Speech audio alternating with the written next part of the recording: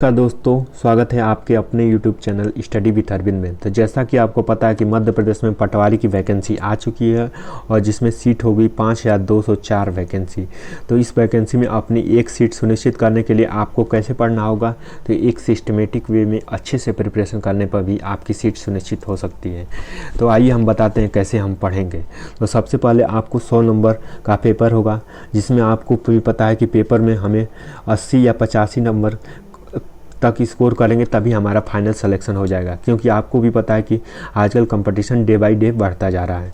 तो आज से हमारी पटवारी की जो सीरीज़ है वो चल रही है। तो ये सीरीज़ की पहली वीडियो है और हमारा टारगेट होगा कि पटवारी एग्ज़ाम में 100 में से आप 95 स्कोर करें। और हम अपनी वीडियो रोज़ बनाएंगे। रोज़ कितनी, मतलब रोज़ 2-3 वीडियो हम अपलोड करेंगे। जिससे आपको क्या फ़ायदा होगा, जिससे आपको फ़ायदा होगा कि आप उन वीडियो को पढ़ के नोट्स बना लेंगे और प्रिपरेशन को स्टार्ट कर दें। उसके लिए आपको क्या करना होगा, चैनल को सब्सक्राइब कर लेंगे, जिससे कि आपको वीडियो की अपडेट ऑटोमेटिक दिखने लगेंगी।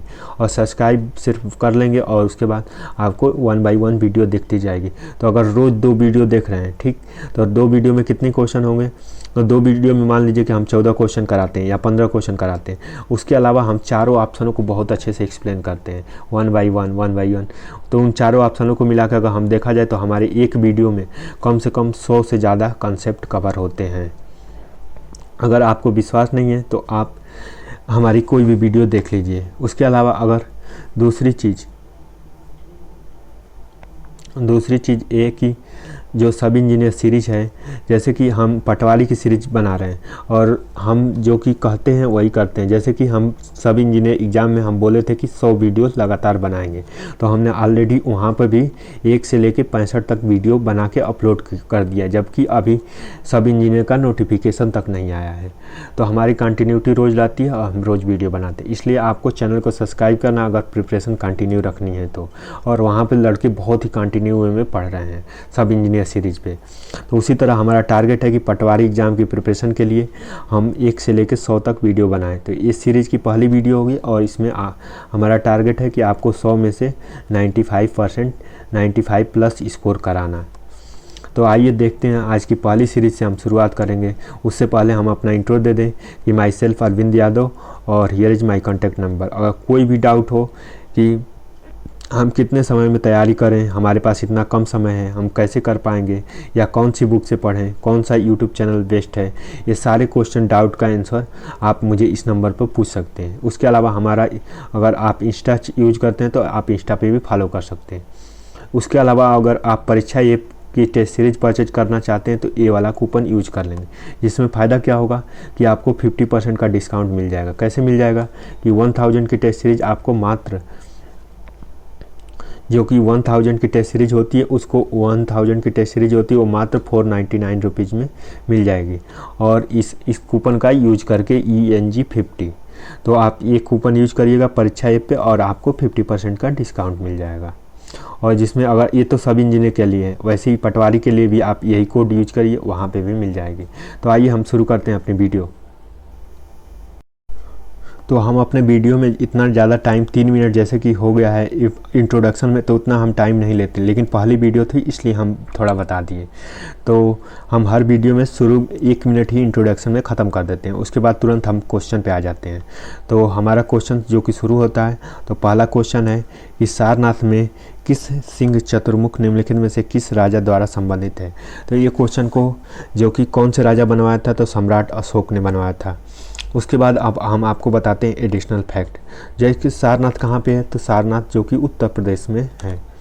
उसके अलावा गौतम बुद्ध को ज्ञान की प्राप्ति कहाँ पे हुई, तो गौतम बुद्ध को ज्ञान की प्राप्ति जो कि सारनाथ में हुई।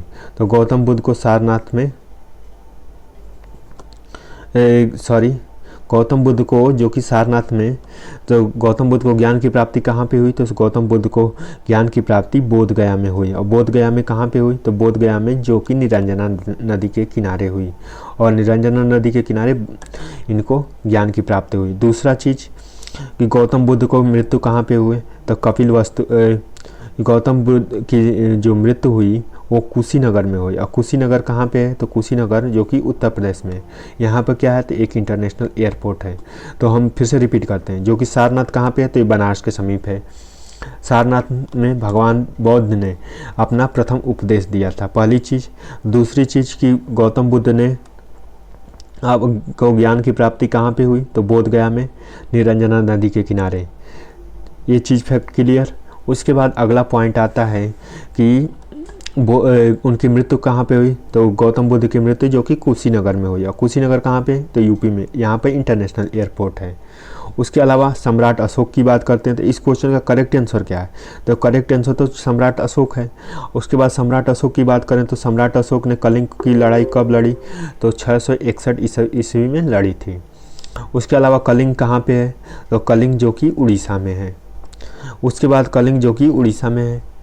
उसके बाद कलिंग अशोक के कितने शिलालेख हैं, तो अशोक के जो शिलालेख हैं 14 शिलालेख हैं। उसके अलावा जैसे कि आप मध्य प्रदेश पटवारी एग्जाम की प्रिपरेशन कर रहे हैं, तो मध्य प्रदेश से भी जानना जरूरी है। तो मध्य प्रदेश में सांची का स्तूप कहाँ पे है, तो सांची का स्तूप विदिशा के पास में है। उसके अलावा ये सांची का स्तूप क्या है, तो यूनेस्को साइट में इसका नाम भी है, यूनेस्को की लिस्ट में है। भारत और यूनेस्को की लिस्ट में कब आया था ये, तो 1989 में आया था। उसके बाद ये विदिशा में के पास है, रायसेन में। उसके बाद मध्य प्रदेश की और कौन सी साइट है जो रायसेन जो कि यूनेस्को की लिस्ट में है, तो भीमबेटका की गुफा। और भीमबेटका की जो गुफा है वो भी यूनेस्को की लिस्ट में, वो कहाँ पे है, तो रायसेन में है। तो हमारा करेक्ट आंसर होता है सम्राट अशोक। सम्राट अशोक ने कितने शिलालेख हैं, तो 14 शिलालेख हैं। और रोमन देई शिलालेख जो कि एक फेमस शिलालेख है। उसके बाद कलिंग जो कि उड़ीसा में है। तो आपको कितने पॉइंट मिले, जैसे कि मिला कि बौद्ध धर्म की गौतम बुद्ध के बारे में कि उनको ज्ञान की प्राप्ति कहाँ पे हुई। उसके बाद उनको ज्ञान की प्राप्ति जो कि बोध गया में निरंजना नदी के किनारे हुई। उसके बाद उनकी मृत्यु कहाँ पर हुई, तो कुशीनगर में हुई। प्रथम उपदेश कहाँ पे दिए, तो प्रथम उपदेश सारनाथ में दिए। उसके बाद इस तरह से आप इतने फैक्ट याद कर लेंगे। और अशोक की मृत्यु, अशोक ने कलिंग की लड़ाई 261 ईस्वी में की। अब आते हैं कनिष्क के बारे में बात करते हैं। तो कनिष्क के बारे में हम बात करते हैं बहुत आराम से। जैसे कनिष्क कौन से वंश का शासक था, तो कुषाण डायनेस्टी का शासक था, कुषाण डायनेस्टी का किंग था। उसके अलावा 127 से 150 सी तक उसने शासन किया। उसके अलावा इसका सक्सेसर कौन था, तो इसका सक्सेसर था हरिसेन। तो अब आते हैं अगले क्वेश्चन पे। और 1969 में प्रथम दादा साहब फाल्के पुरस्कार किसे दिया गया, तो प्रथम दादा साहब फाल्के पुरस्कार जो कि देविका रानी को दिया गया। और देविका रानी को जो कि दादा साहब फाल्के पुरस्कार दिया गया। 2022 का दादा साहब फाल्के पुरस्कार किसे दिया गया, तो एक्टर की बात की जाए तो एक्टर में रणवीर सिंह को दिया गया। एक्टर में किसको दिया गया, तो रणवीर सिंह को दिया गया। उसके बाद एक्ट्रेस में किसकी बात की जाए, तो एक्ट्रेस में कीर्ति सेनन को दिया गया। और कीर्ति सेनन को कौन सी मूवी पर दिया गया, तो छपाक मूवी पर दिया गया। तो बेस्ट एक्ट्रेस का कीर्ति सेनन को और एक्टर को रणवीर सिंह को। उसके अलावा भारत सरकार द्वारा ये दोनों अवार्ड दादा साहब फाल्के अवार्ड दिए जाते हैं। तो पहली अवार्ड जो पाई थी देविका रानी, जो कि 1969 में इन्हें दिया गया था। उसके बाद जो डे आते हैं, डे बहुत इंपॉर्टेंट होते हैं। प्रत्येक वर्ष विश्व धूम्रपान दिवस किस तिथि को मनाया जाता है, तो धूम्रपान दिवस, जैसे डे की बात करें तो प्रत्येक वर्ष विश्व में धूम्रपान दिवस किस तिथि को मनाया जाता है, तो 31 मई को मनाया जाता है। उसके अलावा 1 जुलाई को क्या मनाया जाता है, तो 1 जुलाई को जो कि हम मिल्क डे, 1 मई को नहीं 1 जून को क्या बनाते हैं, तो मिल्क दिवस के रूप में मनाते हैं। 5 जून को क्या करते हैं, तो 5 जून को हम मनाते हैं इन्वायरमेंटल डे। इन्वायरमेंट डे मतलब पर्यावरण दिवस के रूप में मनाते हैं। उसके बाद 2 अक्टूबर को कौन सा दिवस मनाते हैं, तो महात्मा गांधी जयंती। उसके बाद लाल बहादुर शास्त्री की जयंती होती है। उसके बाद अहिंसा दिवस के रूप में मनाते हैं। 24 अक्टूबर को कौन सा दिवस मनाते हैं, तो 24 अक्टूबर को यूएनओ दिवस के रूप में मनाते हैं। 20 मार्च को कौन सा दिवस मनाते हैं, तो 20 मार्च को हम गौरैया दिवस के रूप में मनाते हैं। तो गौरैया जो कि पक्षी है जिसका आईयूसीएन स्टेटस जो कि इंडेंजर है। उसके बाद 29 जुलाई को कौन सा दिवस मनाते हैं, तो 29 जुलाई को जो कि खेल दिवस मनाते हैं। 29 जुलाई को कौन सा दिवस, तो स्पोर्ट दिवस के रूप में मनाया जाता है। स्पोर्ट दिवस किसके जन्मदिन पर मनाया जाता है, तो हॉकी के जादूगर मेजर ध्यानचंद के जन्मदिन पर मनाया जाता है। उसके बाद 5 सितंबर को कौन सा दिवस मनाया जाता है? तो 5 सितंबर को टीचर डे मनाया जाता है। उसके बाद 5 अक्टूबर को कौन सा? तो international teacher day. International teacher day 5 अक्टूबर को, नेशनल टीचर डे 5 सितंबर को। 14 नवंबर को कौन सा दिवस मनाया जाता है? तो 14 नवंबर को डायबिटीज डे और चिल्ड्रन डे मनाया जाता है। उसके बाद आते हैं नेक्स्ट क्वेश्चन पे। निम्नलिखित में से कौन सी दुनिया की सबसे लंबी खाड़ी है? तो मैक्सिको की खाड़ी दुनिया की सबसे लंबी खाड़ी है। और ये कहाँ पड़ती है? तो ये गल्फ ऑफ, ये उत्तरी अमेरिका और दक्षिणी अमेरिका के बीच, उत्तरी अमेरिका और क्यूबा के बीच में पड़ती है। उत्तरी अमेरिका और क्यूबा के बीच में पड़ती है। उसके अलावा क्यूबा को क्या कहते हैं? तो क्यूबा को चीनी का कटोरा कहते हैं। उसके बाद निम्नलिखित राज्य सरकारों में कौन सी राज्य सरकार विश्व में पर्यावरण दिवस 2017 में 1 करोड़ पौधे लगाए? तो 1 करोड़ पौधे जो कि केरल राज्य लगाए। और केरल में जो कि लिटरेसी के मामले में केरल फर्स्ट नंबर पर आता है।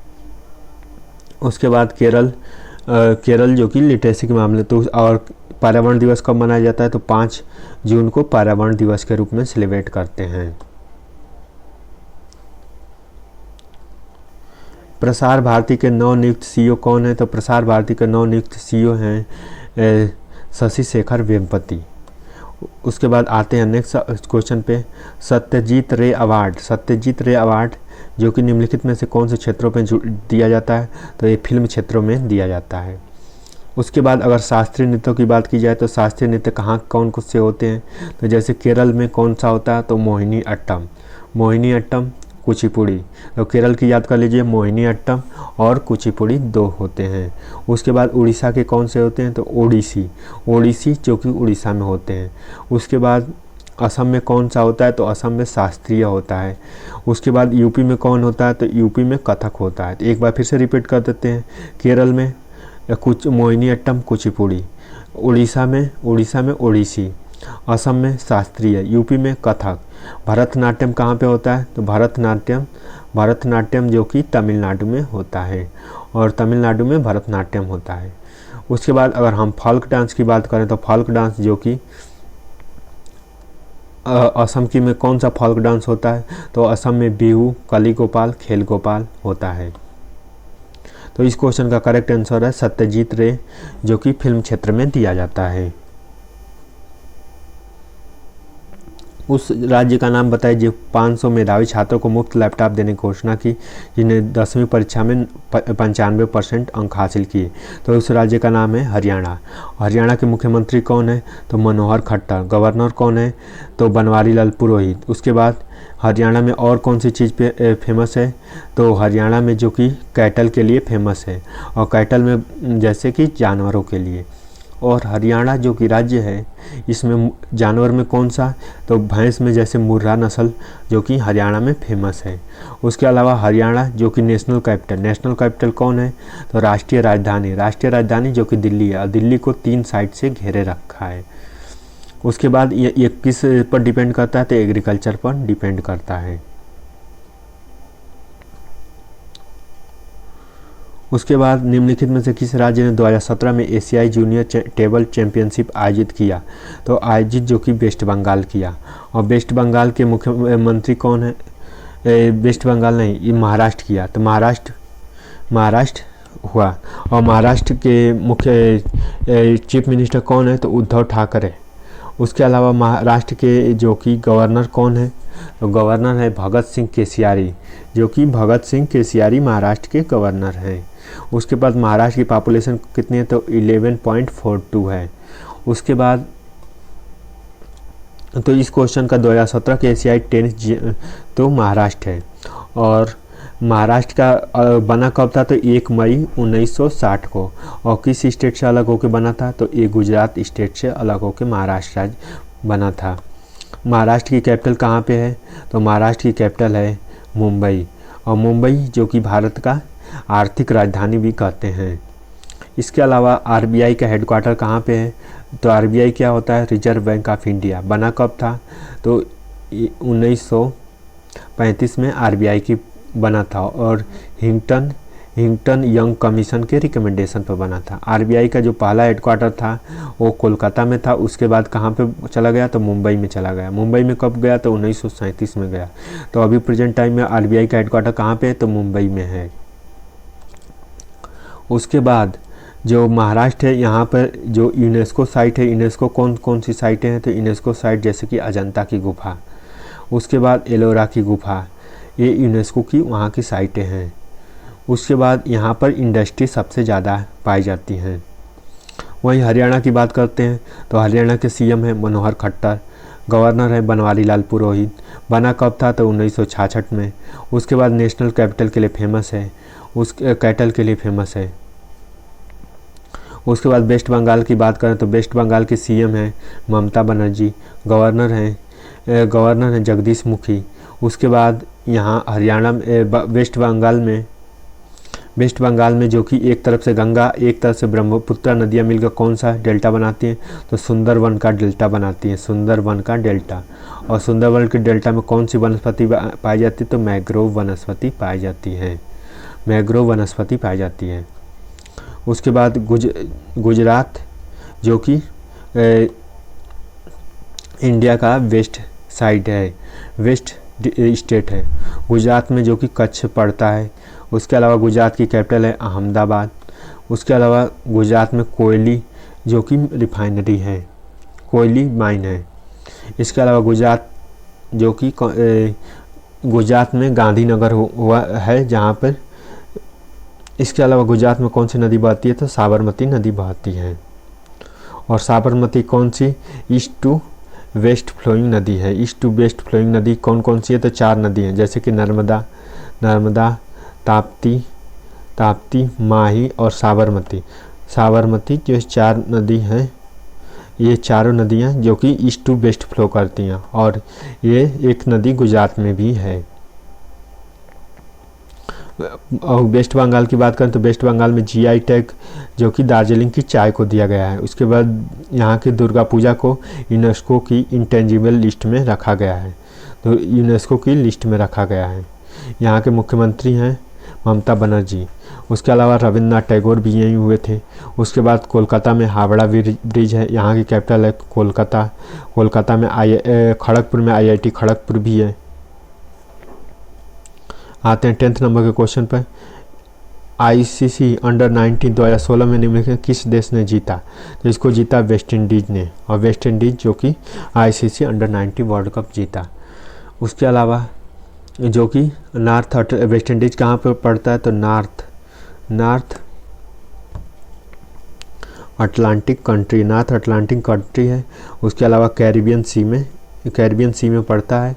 उसके अलावा 13 जो कि यहाँ पे इंडिपेंडेंट आइसलैंड है। उसके बाद हम ऑस्ट्रेलिया की बात करते हैं तो ऑस्ट्रेलिया का कैपिटल है कैनबरा। PM कौन है तो स्कॉट मॉरिसन है। उसके अलावा यहाँ पर जो कि डोमिनियन स्टेट है तो ऑस्ट्रेलिया। तो इस क्वेश्चन का करेक्ट आंसर है वेस्ट इंडीज।